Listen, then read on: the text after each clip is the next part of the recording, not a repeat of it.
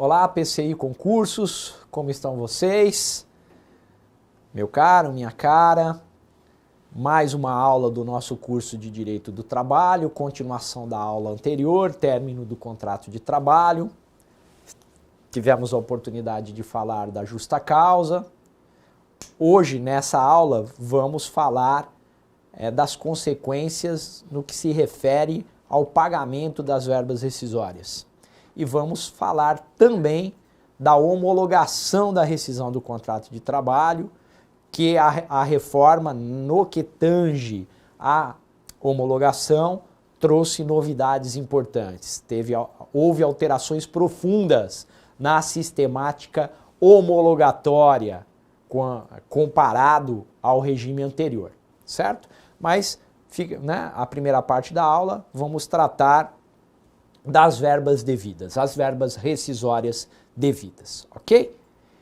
E nessa aula eu vou pedir a paciência de vocês, é uma aula bastante descritiva, é importante, então nós vamos utilizar o quadro e tentaremos ali trazer os esclarecimentos necessários para a sua devida compreensão.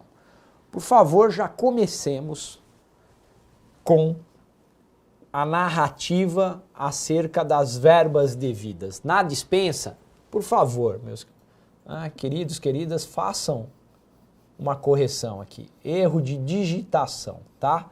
Verbas devidas na dispensa por justa causa, ok? Então, quando há uma justa causa, o que eu tenho de verbas devidas?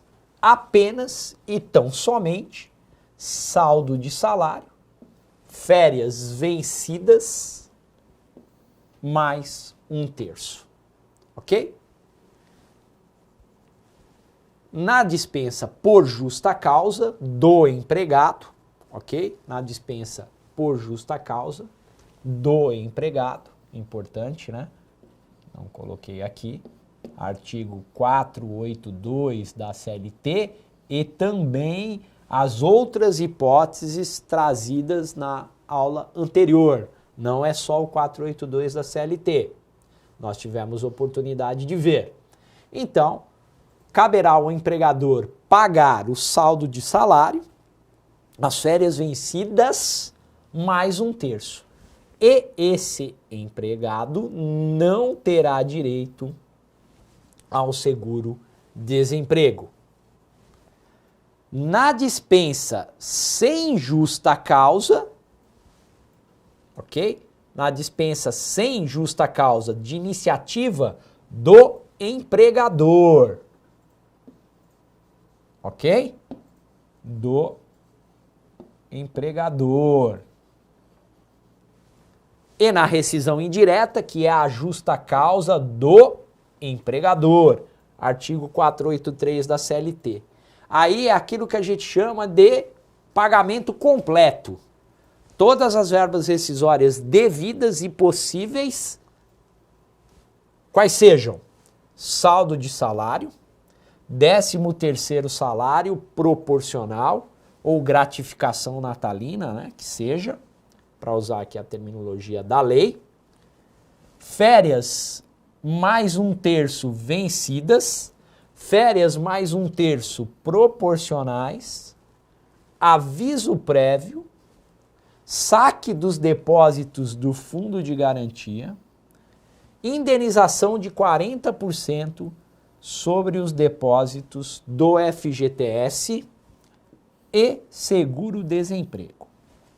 Ok? Se o pedido de demissão, obviamente, iniciativa do empregado, saldo de salário, 13º proporcional, férias mais 1/3 vencidas, férias mais 1/3 proporcionais. Né? Então nós paramos aqui. O empregado deve conceder aviso prévio ao empregador, ou seja, ele tem que trabalhar por 30 dias. Se ele não o fizer, será descontado o valor do aviso prévio. passará a ser indenizado, terá que indenizar o empregador. Ele não saca o fundo de garantia e ele não tem direito ao seguro-desemprego. Término do contrato, lá, pessoal, voltemos, é o contrato por prazo indeterminado. No contrato por prazo determinado, uma vez atingido o termo final do contrato, a data previamente ajustada para fim do contrato, afinal, ele é por prazo determinado, neste caso eu terei o saldo de salário, o 13º salário proporcional, férias mais 1/3 proporcional, e o empregado terá direito ao saque do FGTS. E se houver uma resilição antecipada, vou usar o termo rescisão, tá, pessoal? Mas nós já sabemos, né, da questão técnica, mas eu vou usar o termo consagrado. Rescisão desse contrato por prazo determinado. Veja, aqui não há cláusula securatória do direito recíproco de antecipação da rescisão.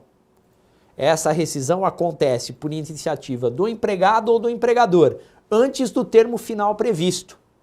No caso do empregador, a questão está regulada pelo artigo 479 da CLT.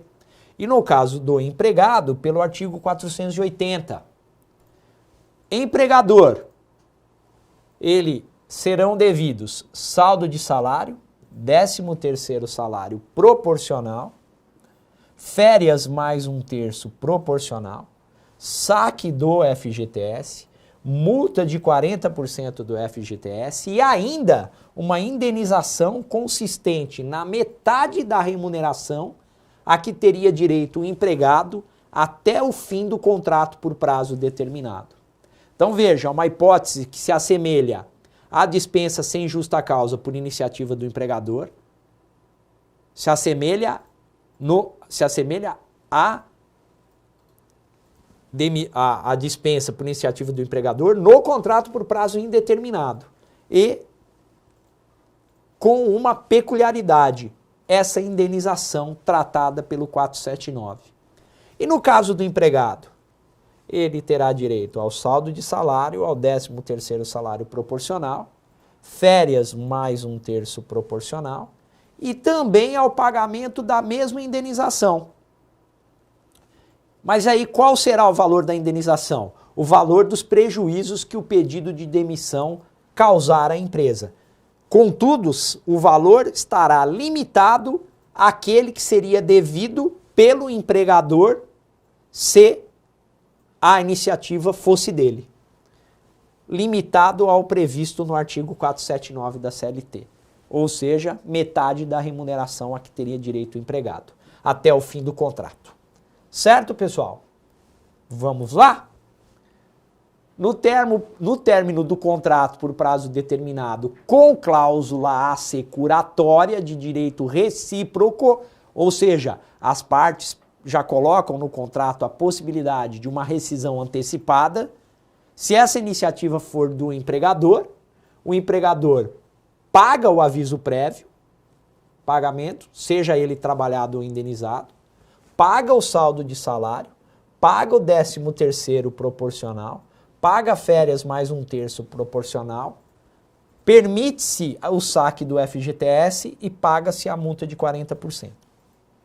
Se a iniciativa for do empregado, o que muda aqui, pessoal? Não tem a indenização. Essa é a vantagem da cláusula securatória do direito recíproco. Da mesma forma com o empregado. Saldo de salário, 13º salário proporcional, férias mais 1/3, e o empregado tem que conceder o aviso prévio. Ok?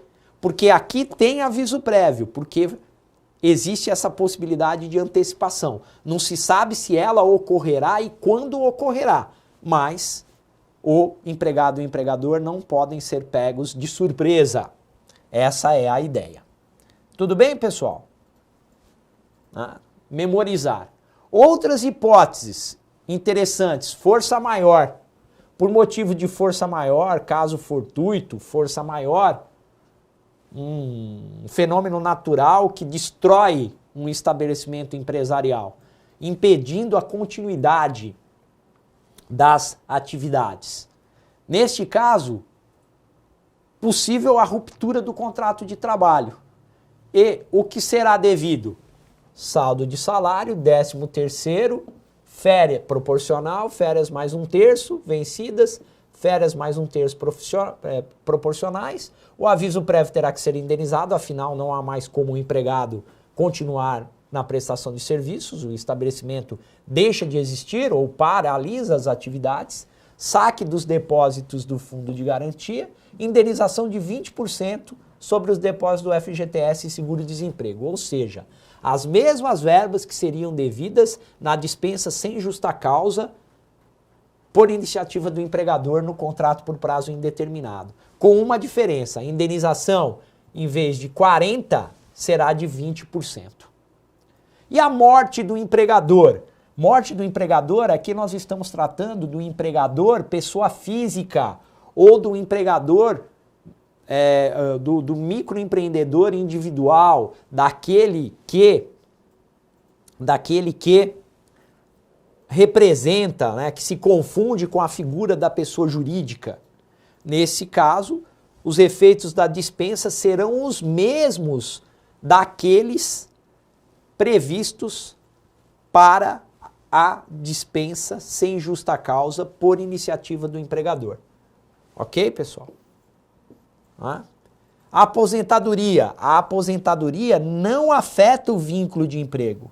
Existe a aposentadoria, o benefício previdenciário decorrente da aposentadoria, contudo, não se impede a continuidade do vínculo de emprego.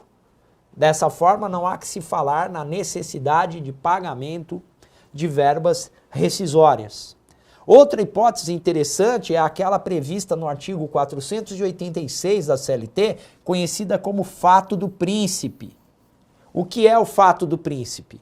É um fato inevitável, oriundo da conduta da administração pública, que impede completamente a continuidade da atividade empresarial.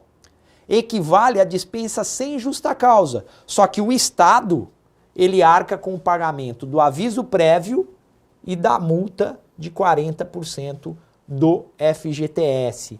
Veja, pessoal, é um fato inevitável, não é qualquer ato administrativo da administração pública. Não, é aquele ato tido, o fato tido como inevitável.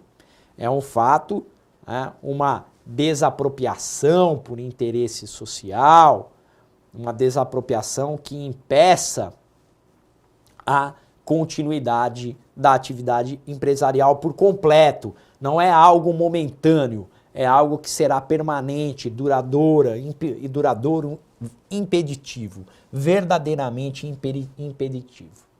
Ok? Reforma trabalhista. Olha que interessante, pessoal. O artigo 484-A, que foi acrescentado à CLT, vai permitir uma extinção do contrato de trabalho, o término de contrato de trabalho por acordo entre empregado e empregador, caso em que serão devidas as seguintes verbas trabalhistas: pela metade, o aviso prévio se indenizado e a indenização do FGTS, em vez de 40%, 20%. Ok? Na integralidade, as demais verbas trabalhistas típicas da dispensa sem justa causa por iniciativa do empregador. E veja, essa extinção do contrato permitirá que o trabalhador movimente a conta do FGTS, faça o saque do valor depositado referente ao FGTS. Contudo, só vai poder movimentar 80% do valor dos depósitos. E a extinção do contrato por acordo não autoriza o ingresso no programa de seguro-desemprego. Então, isso daqui também é muito importante. Além de diminuir para 20% o valor da multa do FGTS, limitar em 80% a utilização do valor depositado, o trabalhador também não terá direito ao seguro-desemprego. Veja, sempre houve uma crítica muito grande ao quê? Olha, o trabalhador, o empregador não quer mais continuar trabalhando. O empregado não quer mais continuar trabalhando. Só que o empregado pensa assim, eu não vou pedir demissão porque aí eu perco a multa do fundo de garantia. Porque aí eu não tenho direito ao seguro-desemprego. O empregador, por sua vez, fala, eu não vou demitir porque eu não tenho dinheiro, eu não quero ter encargos muito altos no momento da demissão. Veja, como eu disse, não existe proteção à dispensa imotivada no direito trabalhista brasileiro, por conta da inércia do Congresso Nacional. E o Supremo Tribunal Federal também tem lá a ação direta, Convenção 158, não vou entrar nisso novamente, e não termina de julgar. Tudo bem. E aí o empregador ainda se vê chateado com a indenização de 40%. E criava-se esse impasse. E esse impasse levava à fraude, muito recorrente, infelizmente, no direito trabalhista, no âmbito da relação de emprego. Qual fraude, professor? Seguinte, eu te mando embora e você me devolve a multa do FGTS. Veja, isso é fraude. Tá? Eu te mando embora, você se habilita ao seguro-desemprego e me devolve a multa do FGTS. Fraude, conluio. Fraude, inclusive, que a depender da roupagem, do modus operandi, da intenção, poderá ser considerada crime. Né? Mas é tido como algo natural. E aí veio a reforma e procurou trazer um quadro menos, procurou aí desonerar a empresa, permitir esse contrato de trabalho. É até interessante essa saída legal. O que não pode ocorrer é coação, vício da vontade do empregado. Olha, vamos fazer o seguinte, agora pode fazer acordo, então em vez de eu te mandar embora, você faz um acordo comigo. E aí fica tudo maravilha. Não, isso não pode ocorrer. Havendo fraude, esse acordo é nulo de pleno direito, como prevê o artigo 9º da CLT. Certo? Então vejam, falamos aqui, trouxemos de forma clara, de forma tranquila, de modo não assodado, as consequências e principalmente ali as verbas devidas para cada hipótese de dispensa. Seja na resilição, seja na resolução, que é a justa causa, seja em hipóteses extraordinárias, extravagantes, poderíamos dizer, a força maior, o fato do príncipe, a morte do empregador, apenas, então, todas as hipóteses foram trazidas. Vocês têm um quadro completo acerca desse ponto da nossa matéria. Resta tratar da homologação da rescisão do contrato de trabalho. O que nós tínhamos no regime anterior, que não existe mais, uma certa burocracia, um excesso formal, contudo justificado pelas características do direito do trabalho, pelos princípios de direito do trabalho. Era possível trazer modificações para deixar mais dinâmico, menos amarrado, menos engessado? Sim. O que pode se discutir, e se deve discutir, é se da forma que foram trazidas as novidades, elas terão o condão de proteger o trabalhador. Mas tem que proteger o trabalhador? Tem. No direito do trabalho tem que proteger o trabalhador. Não é aquela proteção excessiva, paternalista, não, vamos esquecer disso.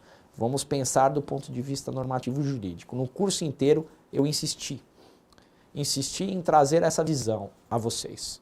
Até para fazer um contraponto à reforma trabalhista. Eu tenho a reforma Eu posso ser um fiel seguidor daquilo que diz a lei, daquilo que diz a regra, sem problema nenhum. Ok? É até bom no direito brasileiro, nós infelizmente temos uma cultura de não respeitar a lei. Teorias liberais defendem o cumprimento da lei e do contrato. E no Brasil nós temos o péssimo hábito de não ser liberais. Nós não somos nem um pouco liberais. Nós não cumprimos a lei. A verdade é essa.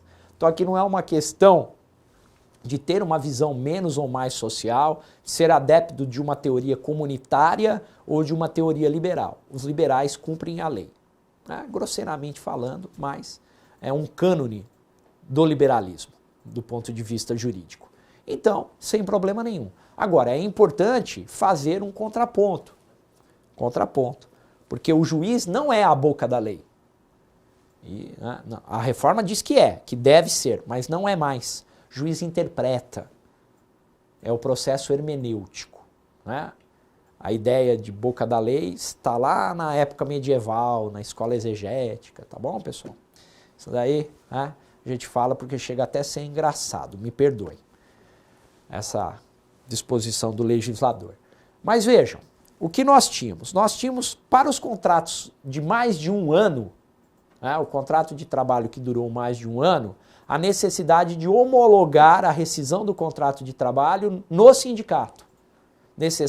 A necessidade da assistência sindical, ok? Porque é papel do sindicato, certo? O que nós temos agora? Não temos mais essa necessidade. Foi eliminada essa necessidade. A rescisão do contrato de trabalho não necessita de fiscalização de assistência sindical, não mais.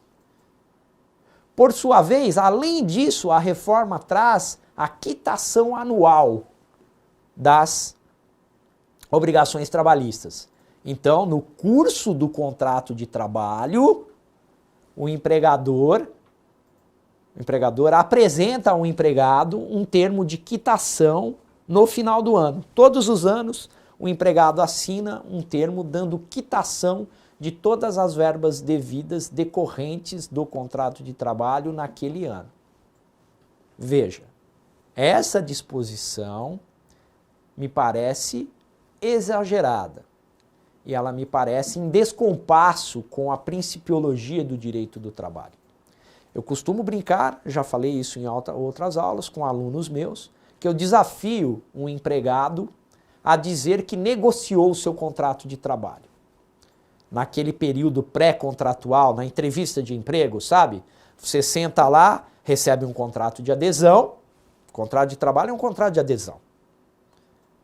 E diz assim, olha, não concordo com essa cláusula aqui. Não concordo, pode esquecer. Me contem se conseguiram um emprego. Eu costumo fazer essa brincadeira. Outra brincadeira que eu faço é, apresentado essa quitação, você vai dizer não concordo. Não me pagou tal verba.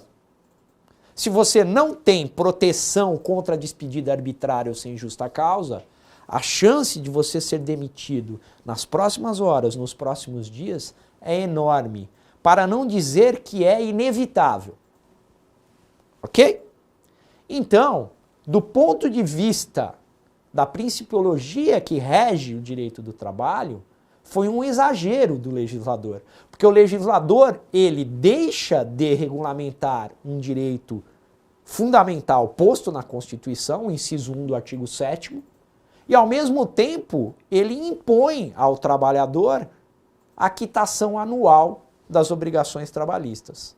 Em uma relação jurídica assimétrica, em uma relação jurídica em que o poder patronal não encontra equivalência na posição do empregado, no contrato de trabalho. Ok? Então, basicamente, essas são as duas novidades acerca da homologação do contrato de trabalho. Vamos lá para que a gente possa ler o artigo 477. Na extinção do contrato de trabalho, o empregador deverá proceder à anotação da CTPS, comunicar a dispensa aos órgãos competentes, tem que comunicar ao Ministério do Trabalho, até mesmo por questões estatísticas, que envolvem cadastro, CAGED, cadastro de geral de emprego, né? Tudo isso é comunicado, são normas a serem cumpridas, e realizar o pagamento das verbas rescisórias no prazo e na forma estabelecidas neste artigo. Parágrafo 2º vai dizer o seguinte: o instrumento de rescisão, parágrafo 1º, que era a necessidade de homologação pelo sindicato, cai por terra, revogado.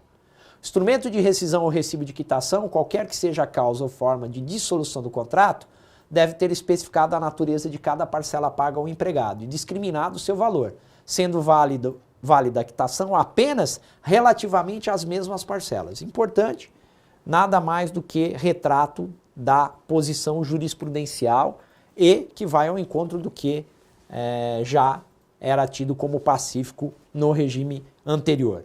Pagamento a que fizer jus o empregado será efetuado em dinheiro, depósito bancário ou cheque visado, conforme acordem as partes, ou em dinheiro ou depósito bancário quando o empregado for analfabeto.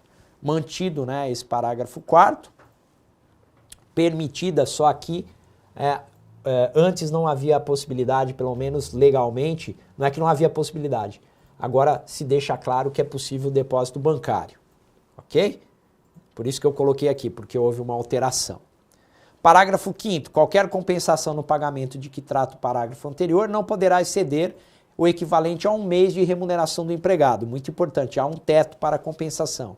A entrega ao empregado de documentos que comprovem a comunicação da extinção contratual aos órgãos competentes, bem como o pagamento dos valores constantes do instrumento de rescisão ou recibo de quitação, deverão ser efetuados até 10 dias contados a partir do término do contrato. Antigamente, esse prazo aqui eram duas hipóteses. Uma vez trabalhado o aviso prévio, no dia útil seguinte ao término do aviso, e 10 dias para as outras hipóteses. Agora unificou. Tem 10 dias para efetuar esse pagamento, seja o aviso prévio trabalhado ou não. Artigo 477-A. As dispensas imotivadas individuais, plurimas ou coletivas equiparam-se para todos os fins, não havendo necessidade de autorização prévia de entidade sindical ou de celebração de convenção coletiva ou acordo coletivo de trabalho para sua efetivação. Pessoal, eu trouxe isso daqui, né?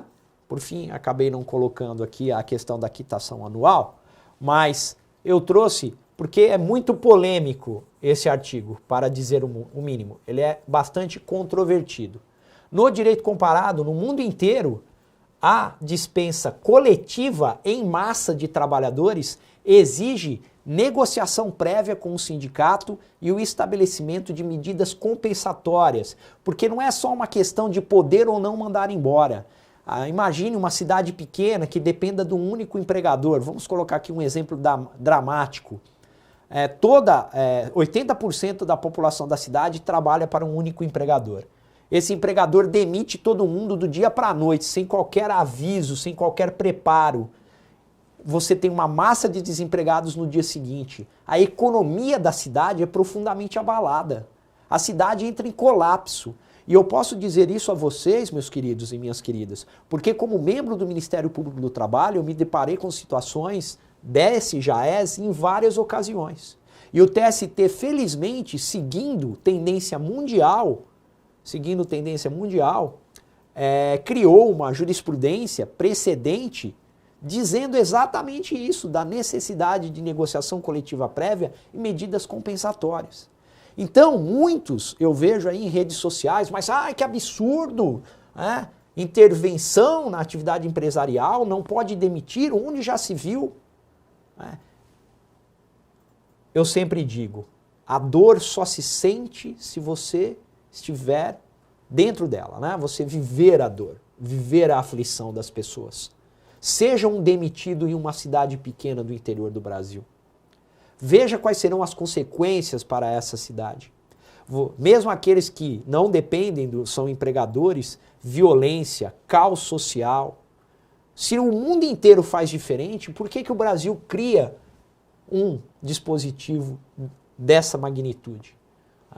Um dispositivo que não encontra na interpretação, na hermenêutica, não encontra respaldo, ok?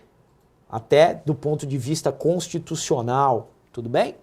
Artigo 477b, plano de demissão voluntário incentivado para dispensa individual, plúmina ou coletiva, previsto em convenção ou acordo coletivo, e seja quitação plena e irrevogável dos direitos decorrentes da relação empregatícia, salvo disposição em contrária estipulada entre as partes. Muito importante o papel sindical. E veja, na verdade, esse artigo vai ao encontro da jurisprudência do Supremo Tribunal Federal. O TST resistia a essa ideia do PDV implicar quitação plena e irrevogável. Havia uma discussão, pode, não pode, vale, não vale. O Supremo Tribunal Federal veio e disse, vale. Ok? É possível, enseja quitação plena e irrevogável. O legislador da reforma, essa reforma é uma reforma empresarial, já disse para vocês muitas vezes, ele foi e simplesmente copiou aquilo que é entendimento da Suprema Corte Brasileira. Paciência, né, pessoal? Paciência. Ok? Aqui os sindicatos devem agir. Falamos sobre a homologação das verbas rescisórias, os novos dispositivos, fizemos considerações críticas, sempre embasadas do ponto de vista jurídico, importantíssimo. E terminamos aqui, terminamos o curso no que diz respeito ao contrato de trabalho individual, ao direito do trabalho individual.